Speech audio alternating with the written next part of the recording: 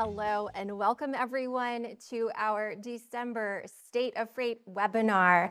My name is Julia Becker. I'm the Vice President of Media Operations here at FreightWaves, and I'll be your host for today.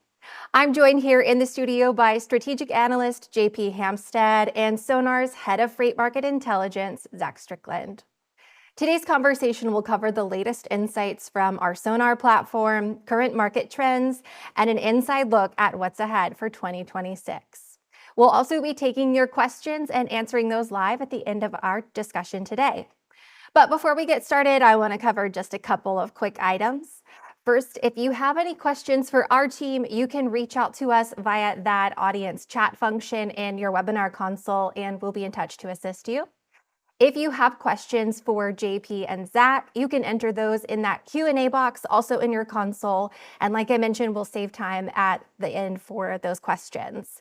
I'll also be sending a link to the recording of this event tomorrow using the email address that you registered with, in case you want to share this with your colleagues as well. All right, Zach, let's go ahead and jump into today's discussion. Thank you for that, and thank you for everyone tuning in to this month's State of Freight. Thank you, JP, for filling in again this month. So this is holiday peak season for the transportation market. Indeed. And this peak season has proven, or so far, to be the very definition of that. Yes, it's looking quite peaky. Yeah, and of course, the traditional dynamics of peak season holiday shipping are, we see spot rates tend to spike. We see tender rejection rates, they tend to jump up. And what makes this one different, I think, is leading into this year's peak season, JP, we really didn't have a lot of reason to expect, fundamentally, some of the spiciness, for lack of a better word, of what we're seeing right now. We've seen rejection rates and spot rates both really take off this holiday season. Yeah, in the first and second quarters, tender rejections this year were outpacing prior years significantly, but that gap narrowed in the middle of the year, and it didn't really seem like you said, there weren't a lot of reasons to think that the market would tighten, beyond, much beyond what happened last year. Or, we had sort of intuitions that it was more sensitive. There are lots of news reports about the exit of capacity. There were some different sort of interesting bounces early in the year, but that effect kind of faded. So it's really interesting to see what's been happening really since the week before Thanksgiving, I would say, is when things started turning up quickly. Yeah, let's go ahead and pull up the SONAR Truckload Rejection Index, the S-Tri, that we released and kind of teased last month here. The Tender Rejection Index, of course, the rate at which carriers are turning down electronically requested loads from shippers. Yep. Carriers do not like to turn down loads that they have set up long-term relationships with their shippers, especially at the end or during a protracted downturn market that we've had over the last 3 years. So when we see rejection rates take off to this level, they're at 11.9% as of yesterday. And this is early. This is an early rise. And I think the weather in the Midwest, we've had a little bit of an early cold snap. We've had some snow. We've had, unfortunately, some flooding in the Northwest as well. Yep. That's had some small influences there in a low volume area. But this market feels like it has been on this tightened coil. And it continues to get really wound tight for a long period of time. And it looks like we're kind of feeling some of that now. Yeah. Peak holiday retail season is a spot-heavy time of year. It's a year when a carrier's capacity is constrained for lots of different reasons. Weather, like you mentioned, drivers wanting to get home or at least stay sort of in their home region, an accelerated velocity of freight in the network. Typically there's higher retail consumption and faster replenishment cycles and things like that may occur. And all that's to say is that buyers of transportation services typically have to, go to the spot market to fill in gaps and to get incremental capacity. And that's really where the weakness or the sort of the underlying fundamentals of the capacity side of the market really show themselves, right?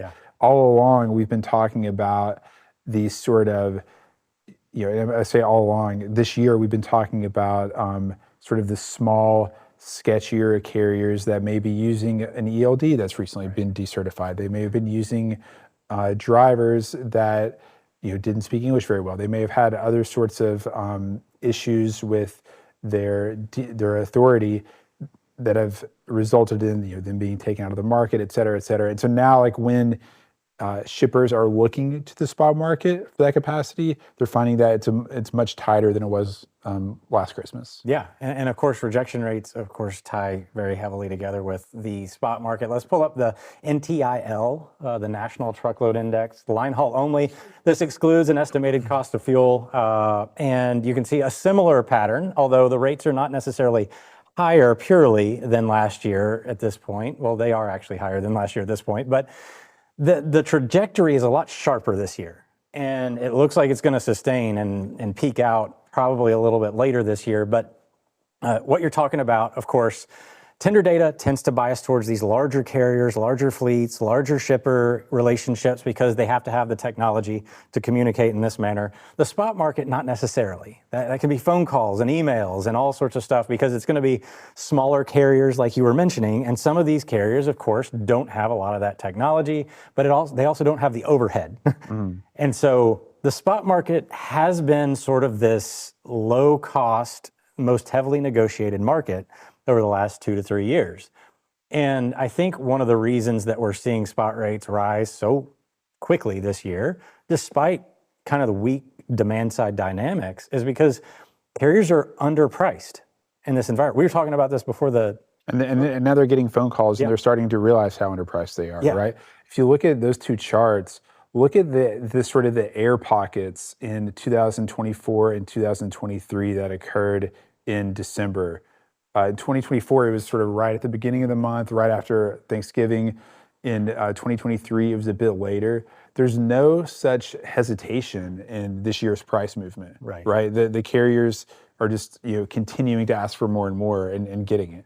Yeah, no, and that's the thing. Like these are 7-day moving averages. So the rates rising like this in a 7-day moving average, like there's a reason that moving averages are done is to kind of smooth out the noise. Right. So when you see these sharp movements, this is not just a single day of like strength. This is multiple days in a row, and these rates are probably even understated at this point, considering the pace of the escalation. Now, anecdotally, of course, we've heard that spot market is alive. Rejection rates are, of course, well elevated. I think something that can't be ignored here, though, the demand side component, which is the SONAR Truckload Volume Index that I want to pull up here.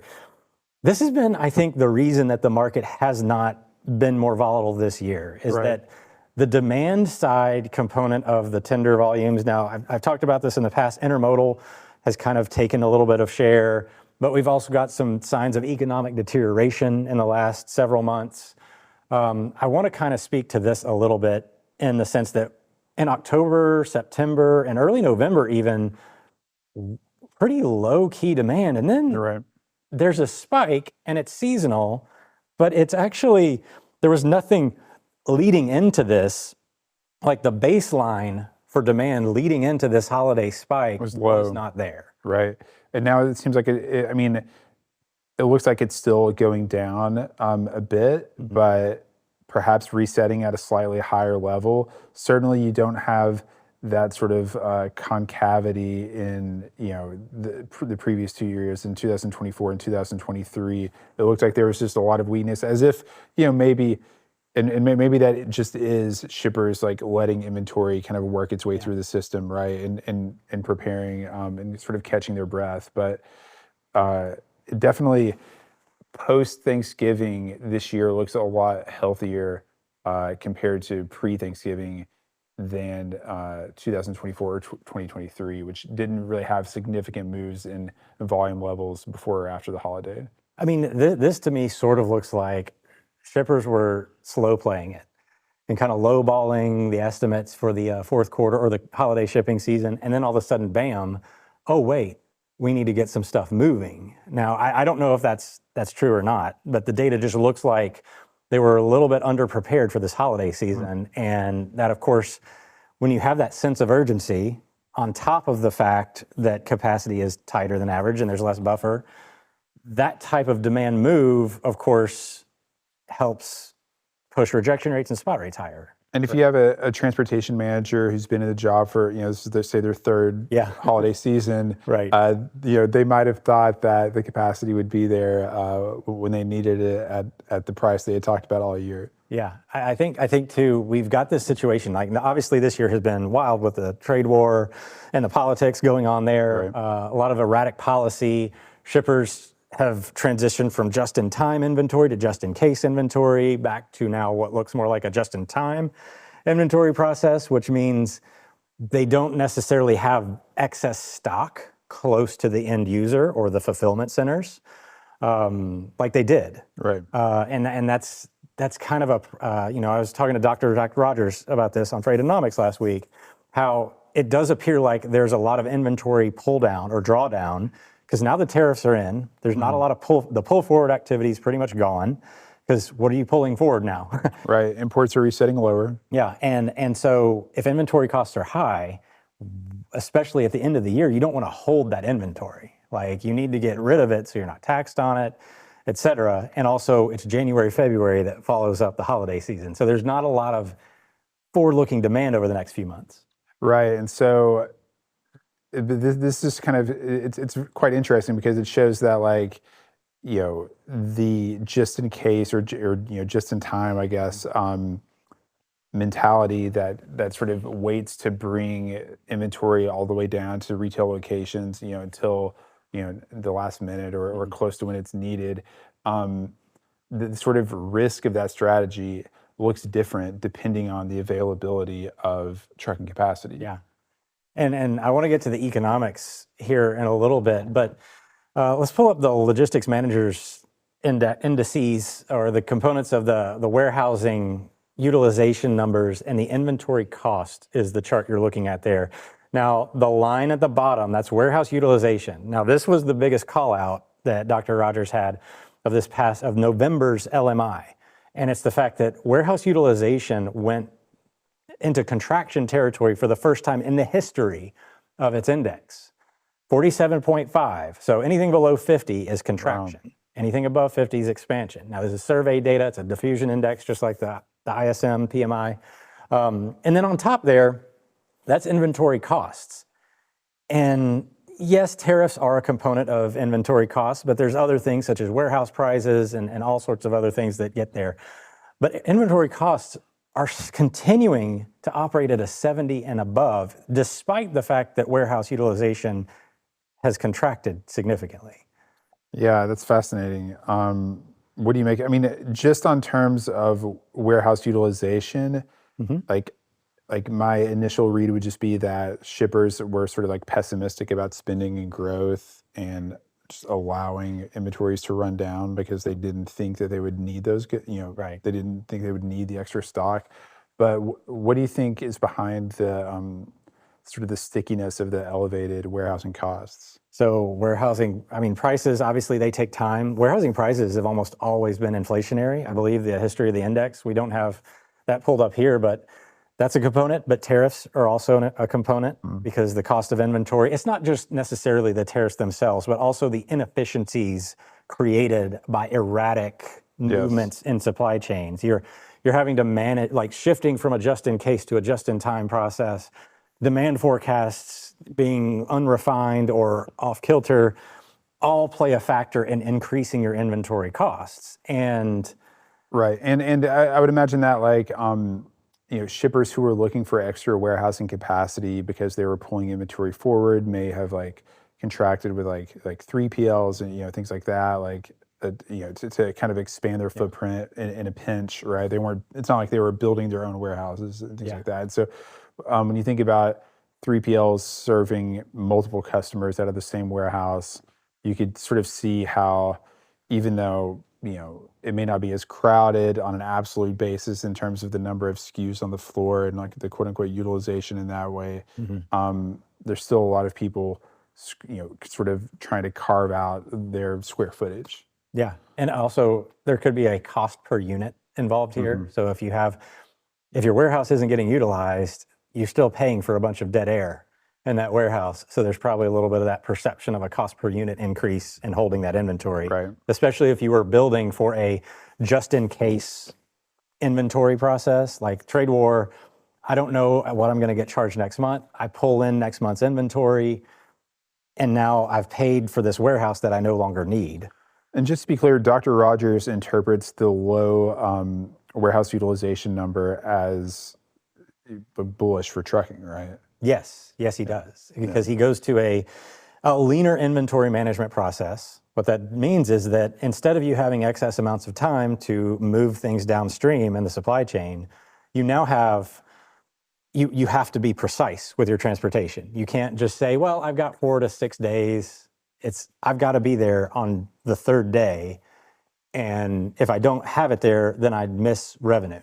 Yeah. Like, it's not on the shelf.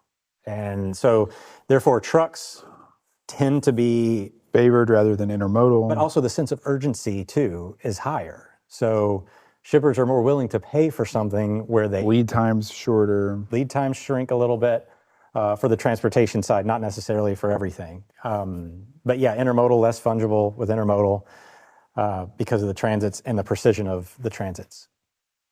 So the big takeaways here are, I mean, we've stated all these things that are fairly bullish, I think, in terms of like just expectation for the truckload market. We are seeing reductions in capacity. We're seeing leaner inventory management strategies. The demand side is bullish today, but I think there's questions around that bullishness of demand into next year. The sustainability, I mean, we saw inflation come down, which... Yeah, what's your read on that? I mean, I think it's an ambiguous signal, right? On the one hand, you know, it signals weakness in demand. On the other hand, it's a bit of like relief for consumers. I think it's a little bit hard to say how it will affect like freight volumes. I'd have to like dig into the CPI and see like which goods components are really driving it. Right. I mean, if it's like things like electronics, that matters much less for overall freight volumes. If it's stuff like food, that matters much more. Right. So, you know, in general, I would tend to think that falling inflation is sort of not great. The CPI number was what, 2.6? 2.7. 2.7. And the expectation was for an increase. Right. So around a 3%. It could be, you know, I think some economists mentioned the government shutdown. Yeah. We did see a sort of a very definite and statistically significant impact, especially in like the Bank of America spending data while the shutdown was happening. Yeah. It sort of went more negative like a week after week after week until the shutdown ended. So perhaps that could have had something to do with it. Yeah, I mean, I've read that. I don't know how they're getting there. I think I think the takeaway there for me is that they said to take next month's numbers, if it was a government shutdown influence, next month's numbers should have, or December's numbers should be to the upside. So if it's a 3.2 next month, don't overreact. Right. You average the two together. Right. Again, I don't know how they're getting there with that figure. I'm not an economist. So, but I think it's still kind of like take it for what it is at this point, which is it didn't kind of break any boundaries. I mean, inflation coming down, you know, I don't know that deflation is ever a good thing, economically speaking. No, deflation is not a good thing. But this isn't deflation. This is lower inflation. Collapsing prices would be, you know, catastrophic. This is just slightly cooler inflation, which, by the way, is still, you know, decently far ahead of like the Fed's, you know, nominal 2% target. But I don't think it's a strong signal for the macroeconomy or goods volumes necessarily right now. We're really watching Especially the in inflation isolation. figures from a freight perspective as kind of a trigger for the Fed to lower interest rates, Right. which is bullish for the freight economy. We got the rate cut in December that everybody was kind of hoping for in the transportation sector, and of course a lot of businesses as well. And I listened to Jerome Powell's statements, which I thought were very well done.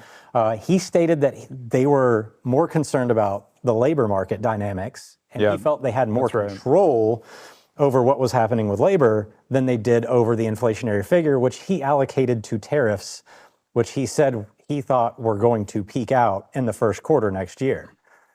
That's right. And I think taking both of those numbers in combination, an unemployment number that's higher than we want it to be, 4.6, I think, something like that, higher than it's been in several years. Yeah.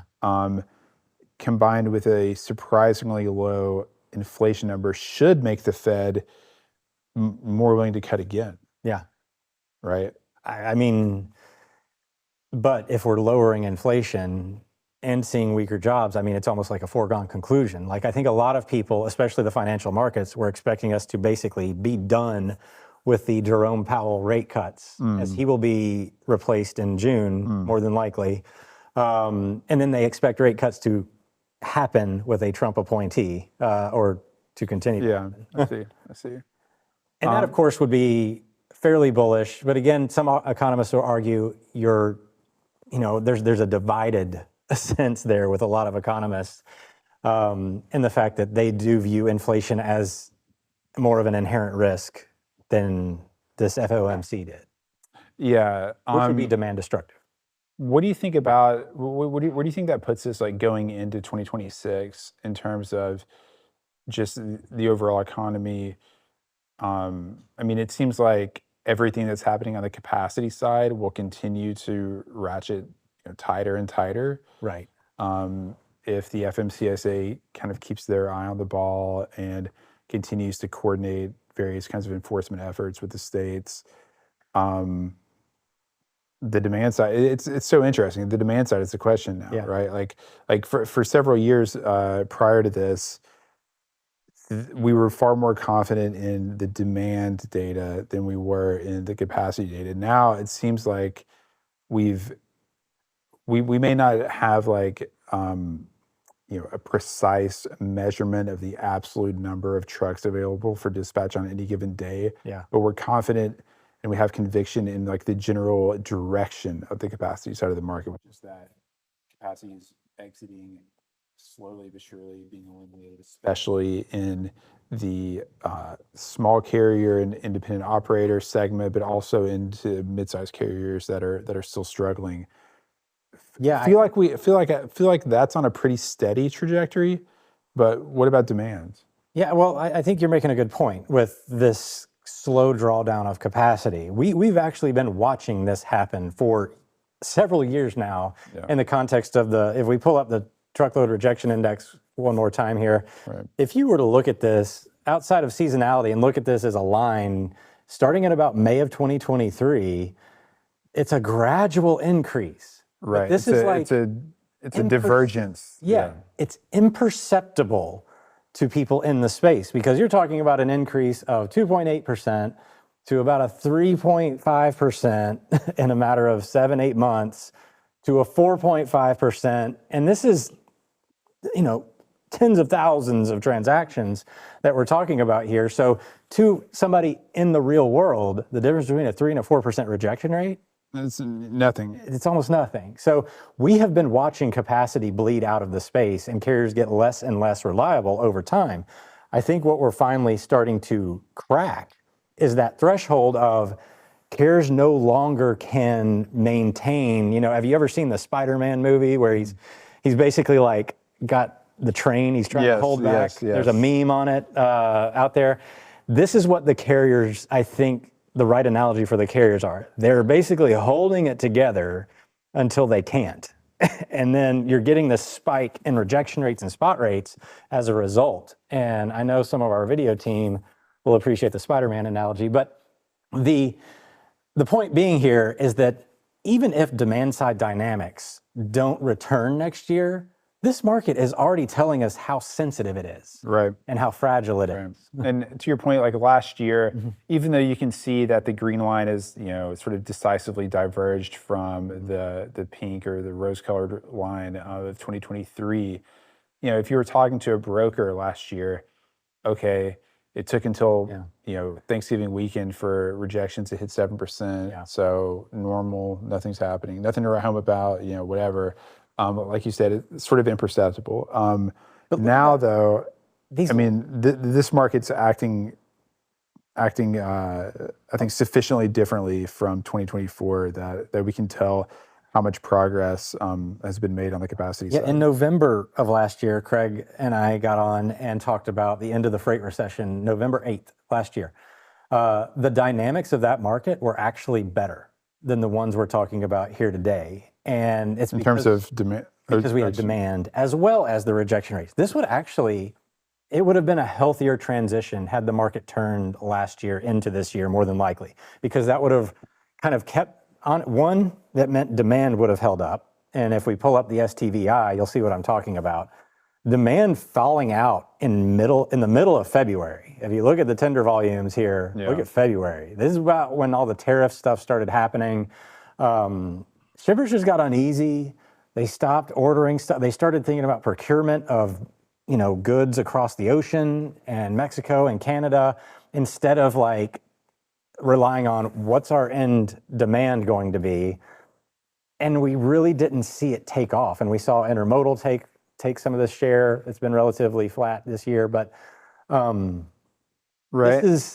if demand had been at 2024, that teal line, we probably would have already had a market that was tighter, but I don't think it would have been as reactionary.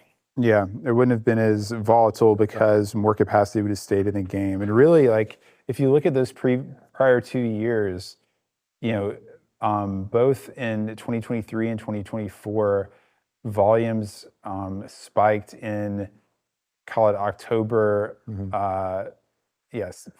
October, September, that were just as high as anything, that had, previously in those years. You know what I'm saying? Right. Like there's like a flat to up trend, whereas this year volume deteriorated really, there's a kind of a spike in around July 4th, and then it just kind of dies from there. Yeah, this is just kind of all the way down to through Halloween. 5 to 10% demand every month, and like that's really what we've seen this year, is that the demand dynamics have been soft this year. I want to pull up the IOTI. So the question is basically like, if capacity has been bleeding off even in a demand suppressed environment, and it's still getting more and more volatile, what happens if demand reverts back to normal? Exactly. So I want to pull up the IOTI. This is the inbound ocean TEUs index. Measures bookings. So this is what shippers are ordering across the ocean. It's a 14-day moving average of orders coming from all over the world into the United States. It's got about a 15 to 20-day lead time on average for freight landing in the United States. Like I said, it's going all over the world. And you can see the erratic nature of it this year. And we really haven't had a normal year since the pandemic in terms of ordering process. Now, the big takeaway for me right now is that it looks like we have stabilized our ordering, but it's at lower levels than both 2023 and 2024. Not that necessarily triggers me in a bad way, because we have something upcoming with the ruling on the tariff legality. Yep.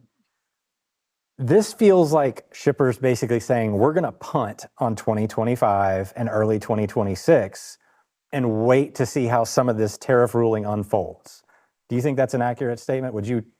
Yeah, it looks like in the middle of the year, they brought in as much as possible, and then that's when like the volume trend definitively like crossed under 2024, 2023, and they decided, hey, we're actually not going to play the same game we played in the past couple of years. We can't. Right. There's too much uncertainty.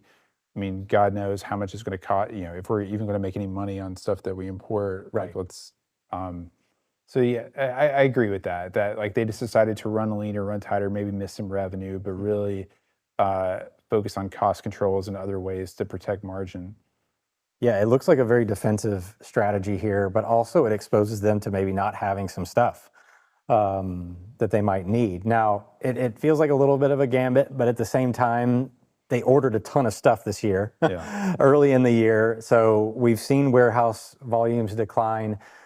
I am not going to read much out of this index unless it starts doing what we see in 2023. Or unless inventories continue to contract in the first quarter of 2026, then you realize, okay, the shippers are actually setting themselves up for a bit of a whiplash. Right. And that feels like that's what's really happening. So I want to get back to kind of the rate component of things. We've got a lot of pricing volatility out there right now, and I've found a couple of lanes that I wanted to highlight here. The first one being Chicago to Harrisburg. This time of the year, this is kind of where a lot of freight gets off the rail, gets on a truck, and heads east. Yep. Some of it, of course, stays on the rail and goes east too. But this lane in particular fascinates me. We've got tender rejection rates out of Chicago layered on top of it. So that yellow line is tender rejections, obviously pretty correlated. So Highly.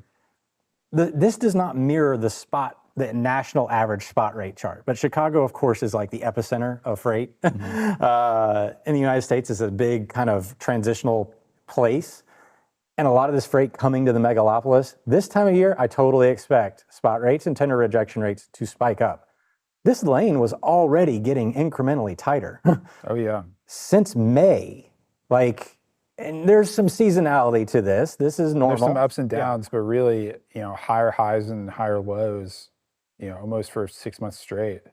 If you're negotiating a contract in this lane, this is a very challenging lane to negotiate for the full year, especially if you're wanting to deal with holiday highs and the seasonal lows in May. Or imagine being a shipper, looking at putting this out to bid for next year. Right. Like, are you trying to still push rates down? Yeah. I mean, no. and if you are, you've got a 10% rejection rate, and your spot rate is, and I didn't put the contract rates on here, but the contracts are well below the spot rate at this point in this lane. This is a very challenging environment to negotiate rates, especially since this market from May until November, early November-ish, was actually soft. This was not a tight market, but yet we were seeing this type of rate inflation and movement. And tender rejection rates going up too. That's why I put that on there. So what do you think's on the carriers' minds when they go to talk about their contract rates with their shipper customers this winter? I mean, they're still trying to maintain business. They're still in a very defensive posture. What I think is they can't afford to lose volume. As a recovering pricing person, we don't like to raise rates unless everyone else is raising rates, right? Because we lose business. We put ourselves out there to lose business. What it looks like is that there's a bit of a group think among pricing people in the back offices right now, is that my boss isn't going to yell at me if I keep rates where they are. He is going to yell at me if I raise rates and we lose that account. Yeah. And that's the mentality that's been ingrained in the carrier environment for 3 years now, because it's been very defensive. What you're seeing now is they're able to do this on the spot market, and it's showing up in tender rejections in the way that operators are making the decisions instead of the pricing teams. And that's I think that's what's holding rates back, is that the operators are making these decisions. They're allowed to, because you see how they correlate with spot rates. Yeah. They're able to go and fix it on the spot market instead of doing it on the contract side. That's fascinating. It's almost like the way, these two data sets are being generated by different siloed divisions in the same, oftentimes in the same organizations. Exactly. And I never look at each one by itself necessarily. Right. Because if the spot rate increases without the tender rejections, it's a blip. If the rejection rates rise without the spot rate, that's a little bit more of something, and it may take a minute for the spot rate to then join in. But typically, I like to see them when they move together. That's like a sustained. It's like a sustained trend that speaks to the fundamentals of the market, and it's not just. And tender rejection rates like to increase in non-seasonal times, because spot rates really only like to increase when they have there's marketable reasons to increase the rates. So some of that's a little bit of fluff. Tender rejection rates, it's an objective figure. So that's why I like that data point to look at the market trends and trajectory overall, because this is not necessarily a publicly, issued thing. So how long will it take for the people bidding on contracted freight, the pricing people, to get the message that, hey, trucks are more expensive now? Well, let's pull up the contract rates and the spot rates on the same chart. So contract and spot rate spread here. So contract rates, in the sense that we have contract rates, our data set is very heavily biased towards what our tender data set is biased towards, which is the large carrier, large shipper relationship, Obviously, they have the infrastructure. This comes from CAS, invoice audits, a little bit of a lag on it, but this is what is getting paid. So that's the white line you're looking at. Yep. The green line is our NTIL 12, which basically removes the standard fuel surcharge estimate from it to make this an apples to apples rate comparison. But you see how low spot rates are compared to the contract rate right now. That means that the spot market is still offering discounts on average to what the traditional shipper large fleet is offering. But look at the contract rate from, say, October 23 to now. Yeah. Right. Pretty flat. Very flat. They haven't moved. But you look at the spot rate from October 23 until now, and there's a lot of movement. And that right there, that the sort of the closing of those jaws, or the sort of the narrowing of that, the kind of the area in between those lines, that's the broker's margin. You can see the difference right there. What is that? About a 6.5% difference between 234 a mile and 217 a mile. I mean, that's a rough estimate, that's right? Rough. That's rough. Wow, that's well done. A rough estimate. So that's a compressing margin. It's financial pressure on brokers, and eventually, if and the current trend in spot rates is not going to hold in the sense that it's clearly like a Christmas related, like seasonal thing. Right. But we expect just the basic capacity conditions to hold into 2026 and to get worse and worse. And so eventually, contract rates are definitely coming up at some point in 2026. Yeah, if you looked at that contract rate line and this time last year, we were actually already seeing upward pressure in the contract market, and of course the spot rate was helping kind of lift that. But I think that was also built on an expectation that the market was about to flip, and the spot market gave them an early signal that it was. And I think that the fundamentals, like I said, the data basically said this market was about to turn. Shippers are already kind of like, okay, I'll take a 1% to 2% rate increase, 3% rate increase. We were starting to see that manifest, and then all of a sudden, whoops, the bottom falls out. Well, that's technically what's happening with the market still. And now we've had an extra 12 months of the market losing the low-cost providers. This is the equivalent of Yellow, which was a discount LTL carrier going out of business. Once Yellow went out of business, the low-end rates fell out of the market, and the average went up. The average went up. Yeah. And that's probably what we're eventually going to see. That's just not as clear-cut in the contract rate database as it is in the spot market database, which is the most negotiated rate in the market. Well, and the contract rate database, right? It's a lot of these bills are being paid on rates that were negotiated, 3 months ago, 6 months ago, 12 months ago. It takes longer for that side. It just inherently takes longer for that side of the market to react. I mean, of course, it's not. It's technically not supposed to move at all. Of course, we know that different industry verticals pay different rates for trucking, that they negotiate their agreements at different times, and they have different tolerances for service levels, and so all of that plays into how and when spot rates, contract rates move. So I mean, I think the supply side dynamics, I think this is going to be one of the stories of next year. We need to talk about the regulatory pressures that are going to continue to take place.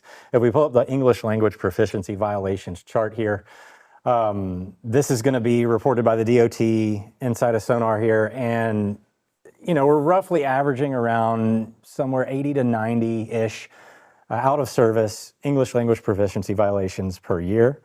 Per week, I'm sorry. It's a 7-day rolling average, like most things in SONAR.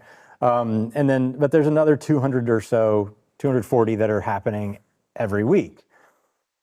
You can see this chart taking off. They were not enforcing this at all until this year. Just like they're going after the CDL mill, and some of the non-domiciled CDL practices. Right. This is going to be an ongoing thing. Now, it doesn't mean that we're going to clean out the space overnight. No, and just because a small one-truck carrier is put out of service one day doesn't mean they can't be driving 2 days from now or next week or whatever. And it's also true that there could be a sort of ceiling on the enforcement capacity and how many violations. Which it looks at a like time. we got, yeah. It looks like they've found that, at least for now. Now, I know that like ICE, for example, is due to get like massively more amounts of funding next year than it got this year. So that could change the dynamic as well. But yeah, I mean, as long as that activity stays constant, that's definitely going to constrain capacity, especially in the spot market. And it's just a matter of time before brokers get essentially too squeezed to keep. I mean, we don't have the non-domiciled CDL figures because they haven't been keeping data on this consistently across the states. It has not been a requirement. The FMCSA has really not had the resources to enforce, and it hasn't been asked to enforce any of this stuff. My takeaway here is that this pressure is new. Yeah. All of these, as of the beginning or the middle of the year. Yeah, this is all brand new pressure, and it's happening at a time where the economics of the market are also not great for carriers and operators and brokers. So this is just one more thing. It's not everything, but it is something that's going to continue to take place. It's just another, I love this because it's another demonstration of the fact that like every freight cycle is different, right? Every freight cycle seems to have externalities that are unique. The relationships between data sets change from cycle to cycle, and new data sets and new data series become more interesting and more important in different cycles. That's certainly what we're going to be watching obviously through the rest of the year and into 2026. And then, of course, the net changes in trucking authority. I want to pull that chart up here because this is, of course, going to, on top of the English language proficiency stuff, like I said, we've already been in a kind of a capacity reduction mode for the last 3 years, according to FMCSA's data that Carrier Details is kind enough to clean up for us. And also shrink that timeline of when carriers are reported as out of service, because it takes 2 years for you not to report any miles, for them to go in and say, oh, you're not active anymore. We've shrunk that to a year. This is still very heavily biased towards growth. So whenever you see this in the green, that's its normal state of being. It almost always is in growth outside of the 2023 environment where it went harshly negative, and that's just due to the fact that it's oversupplied. Where I think a lot of these regulatory things are going to have the biggest impact is on the flip side. We are not necessarily, if you look back at 2021, you can just see the front edge of that rise. I think the regulations are going to impact that scenario more than they will this one, because it's going to create a barrier to entry that's going to be a little bit more significant. Whereas a lot of these operators, especially ones that are kind of subverting the law, are kind of used to being there, so they're not necessarily going off overnight. And the enterprise carriers will have to think really carefully about what their growth strategy is when the cycle starts to sort of like obviously like turn upward, right? Because if in fact it will be harder for the industry to add carriers, it'll probably be harder for the industry just to add drivers for the same reason, right? And so you think about driver wages, you think about how much a mega carrier wants to like pay up all the at the beginning of an upcycle.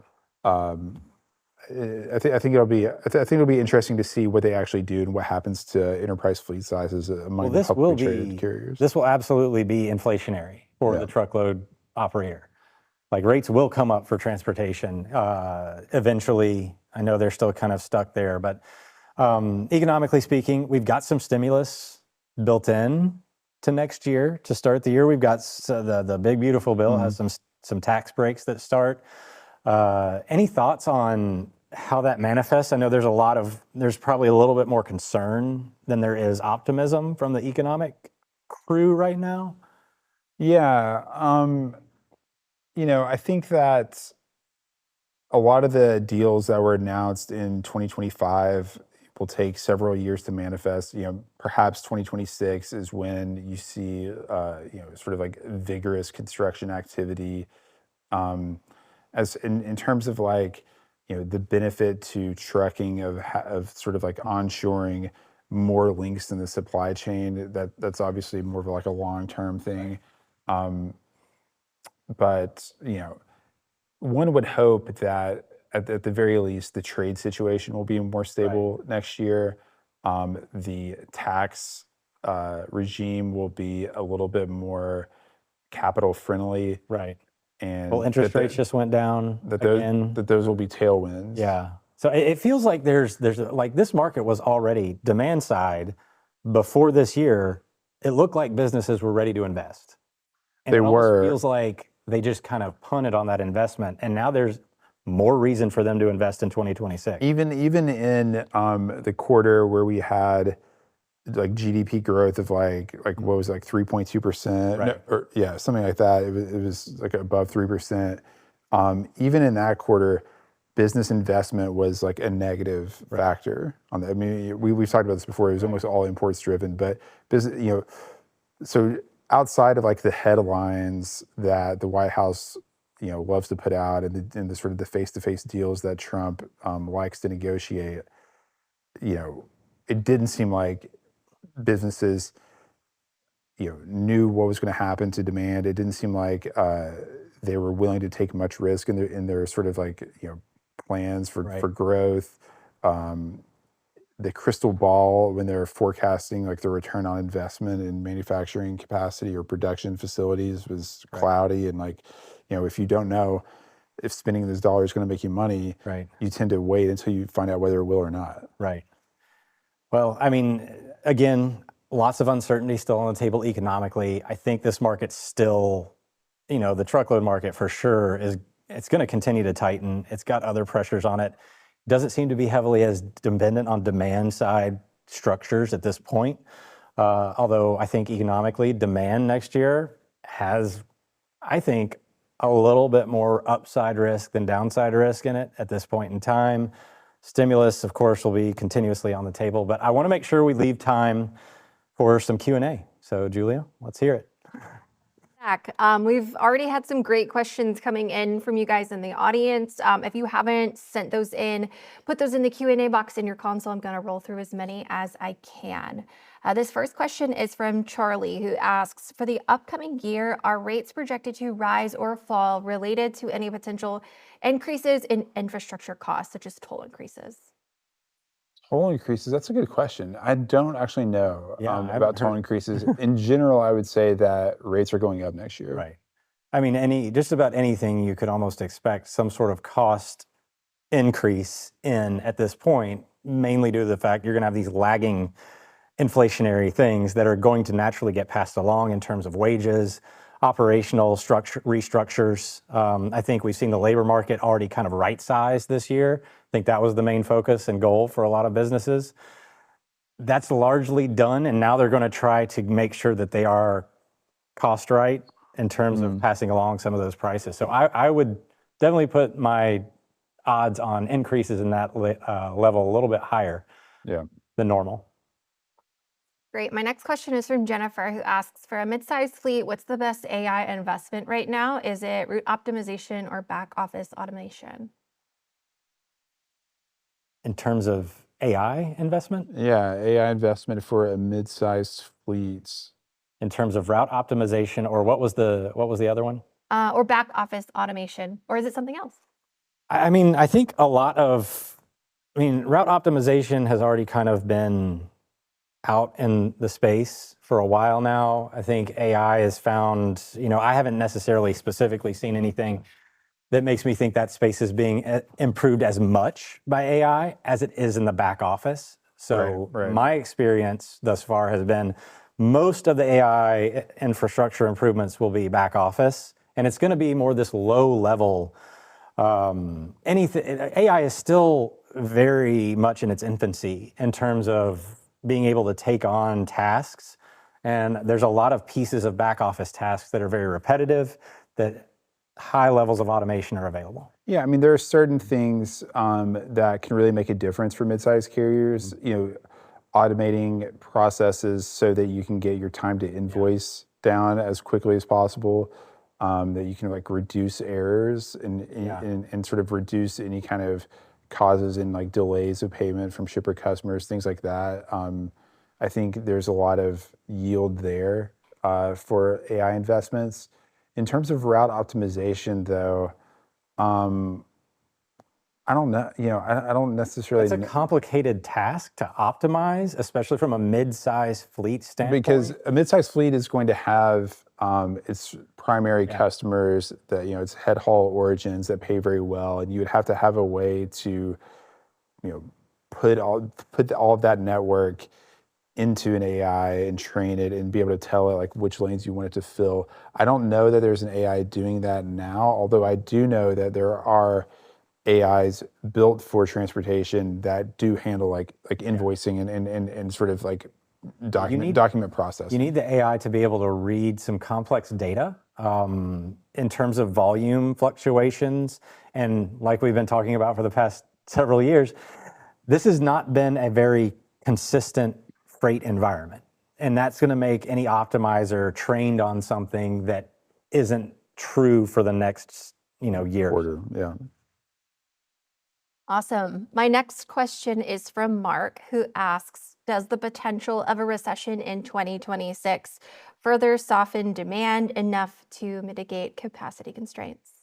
I mean, that's always a risk, and it's nearly impossible to state because it's, obviously we didn't see this past year's downturn in demand coming. Nobody did. I think most economists were projecting pretty decent growth. Most businesses were expecting that robust growth, and it also wasn't associated with a macroeconomic recession either. Not at all. The demand side, even starting before this year, nobody was really projecting intermodal to be as big of a factor as it has been in the freight market dynamics. Now we've got that data, we can kind of account for it. The thing that we can account for is the upstream component of that. Going to a just-in-case inventory management takes away a lot of the, some level of intermodal fungibility. So that's a component that you'd have to put in there.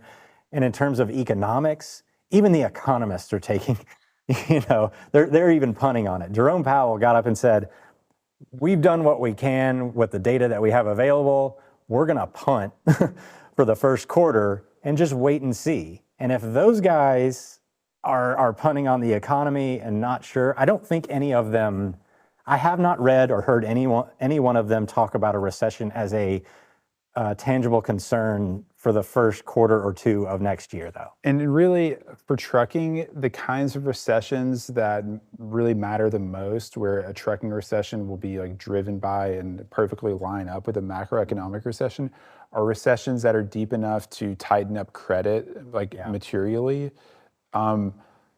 What I would look at, rather than just like the raw GDP number or whatever that economists use to determine whether we're in a recession or not, I would actually just look at basically retail spending and inventories and try to figure out what the shipper psychology is. If the shipper psychology, the lower that shippers let the inventory levels run, the less incremental demand you need to trigger price movements in the trucking market. Yeah. Right. Right. If they keep inventories high, then demand would have to go way up to really change the velocity of the transportation networks and the sort of the urgency of freight movements. But if they let inventory dip a lot, and maybe they are right now, we'll see if the current trend continues. But if they let inventories go down a lot, then you only need small bumps in demand to really change prices in transportation. Yeah, and think about the fact that the freight market's been in a recession for 3 years. The rest of the economy has not felt that same level of downturn until just this year. So the freight market is going to be a little bit more resilient, for lack of a better word. Doesn't mean that it's immune to it. I hate using the word recession. Well, and it's just it works on it has an independent dynamics, right? We're looking at the goods economy, not the services economy. We're keeping in mind that even if nominal spending drops off a cliff, how does that actually translate to like the volume of stuff and the truckloads necessary to move it? There are all of these factors that are going to play. It's really bad for Walmart if its customers are feel broke and they buy cheaper versions of the products they normally buy, but trucking companies don't necessarily see that, right? And so there's a lot of sort of filters that dilute the effects of a macroeconomic recession or growth on trucking, it's a bit of an independent cycle, and it takes something that really affects the financial system to force those two cycles to align. Right. Great. My next question here is from Kathy, who asks, what is your take on the resilience of short haul trucking volume? Is that a structural change? I think for sure it is. I actually didn't even get to that chart that we have based on short haul growth versus long haul deterioration, which is a big component of this year. We talked about intermodal taking share. Well, you can see that no other place than in this chart here, where you see the long haul outbound tender volume index there in the orangish color, down 25%. Mid haul volumes, those are going to be your 250 to 450 mile loads, down 9%. Short haul volumes or local haul volumes, we call it city haul, 0 to 100 mile freight, up 11%. Seasonally speaking, it's city hall's time of year, no pun intended. And, we see that fulfillment freight really take off. This has been a structural change in this market since last year. Yeah. We've seen the truckload sector really hold on to this sector. I think this is a pretty solid economic sign, by the way. At 11% growth on short haul That means trucking, people are buying. the people are buying. They're like, shippers are having to fulfill freight at this point in time. Even though, I would put less stock economically in that negative 25%. Right, because of intermodal and other Right. things. No, that makes a lot of sense to me. That's a chart of letting sort of upstream inventories draw down while buying still remains robust. Yeah. Great. I've got time for a couple more questions here before we wrap for today. This one is from John, who asks, given all of the direct foreign investment and incremental domestic investment from U.S. manufacturers stimulated by tariffs, will flatbed freight benefit more than dry van freight? That's a tough one to answer in terms of the actual type of freight. The flatbed market really, and I wish I had a chart on it, the flatbed market obviously seasonally out of sync right now, but we saw the flatbed market take off early in the year when we saw the Liberation Day tariffs and the Mexico and Canada tariffs get threatened. And that tells me that market's still kind of bottled up. And I don't know, we need some clarity around what type of investment that is first. And that's just something that hasn't happened materially yet. We don't have clarity over whether or not I think there's a lot of concern around the USMXCA agreement that's due for review this year. A lot of the businesses that I talk to do not feel very optimistic about that going through in a very positive manner. So I would get that out of the way first. And then of course, if we like the nearshoring or the in-house shoring component of it, businesses aren't investing right now. We just talked about it. They're not there yet. Like they're not comfortable enough because they don't know if Canada and Mexico are on the table beyond next year or not. And that's just a hurdle we haven't had yet. Yeah, I mean, and just going forward, if you're really interested in flatbed demand, I think more important than like a huge headline number like Apple investing $600 billion, just look at the home builders and look at home sales and then like new builds and permits. The home builders, even like ones concentrated in like South Florida and Texas, missed their numbers this year on units they were expected to sell, units they were expected to build. They're doing end of year layoffs. I think that sector is really kind of the bellwether of flatbed and not necessarily factories and things like that, which are much more like project based and just harder to sort of aggregate a track. Yeah, I agree. Awesome. Looks like we are about at time for today. Zach and JP, thank you guys for being here with us this afternoon. It's always great to have you guys and wrapping up the year with another great event. Thank you to you guys in our audience for always tuning in for the State of Freight, asking such great questions. You guys always make this event so much fun and really what it is.